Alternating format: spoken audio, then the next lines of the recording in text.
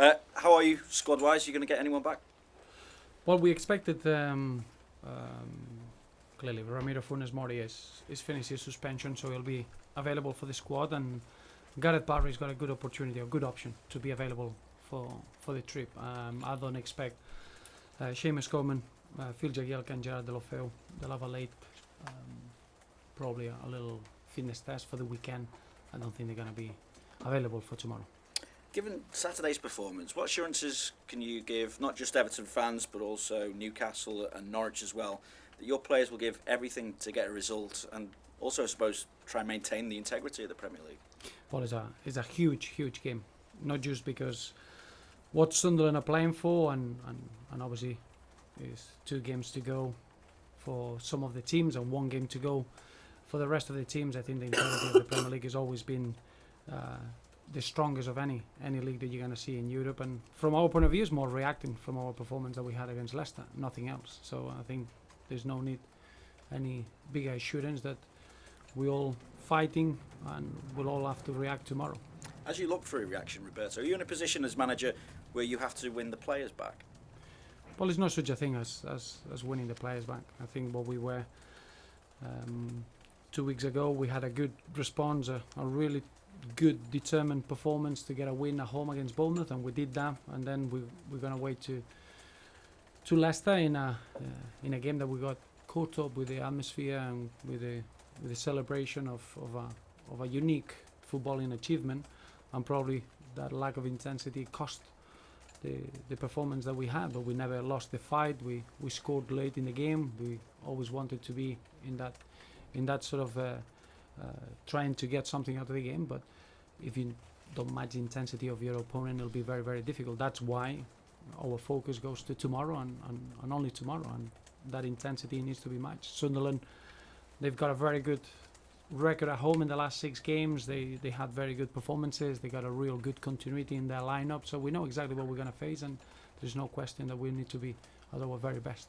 It was your 4th away defeat in the Premier League this season. Only Leicester and Spurs have lost fewer, but the detractors will say you've only won 5 away from home as well. Only Swansea, West Brom and the bottom 4 have won fewer on the road in the Premier League this season. How do you respond to that? Well, it's not such a moment to respond to anything. I think now is the only thing that matters to us is to avoid any distraction, to avoid what happened at the weekend, and concentrate on Sunderland, and that's the only thing that it matters to the team. And in terms of taking the club forward, what conversations have there been with Bill Kenwright and Farhad Moshiri? What are you going to be given to take this club forward? As I say, we're not going to make the mistake of losing the attention to the only thing that matters at this present time, which is Sunderland. We mentioned about the integrity of the competition, the need of us of reacting, and that's the only thing that matters, and that's the only thing that is in our heads.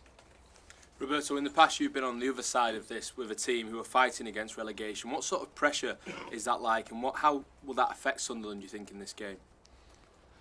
Well, I think you're looking at Sunderland, and they found a winning formula, and I think what's important at this stage of the season is that you carry a little bit of momentum, and all of a sudden you get a feeling of nothing to lose. It's the opposite when you're in a position that you're starting to drop the tempo and the intensity, and then you just going through games. That's the real strength of this Sunderland side, is that they are on the up. I think beating Chelsea after being behind shows you that. They had a very good draw against Arsenal. They beat Manchester United.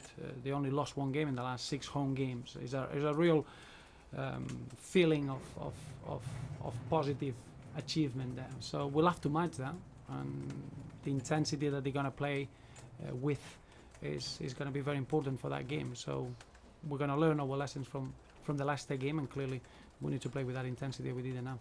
You said after that game that some of the players had lacked focus in the match. Have you seen a difference in training in the last couple of days heading into this game to make you believe that it will be different? But I think it's always you win and you lose as a team, and if you don't reach a level of intensity, it's very difficult to compete, whoever you're playing against.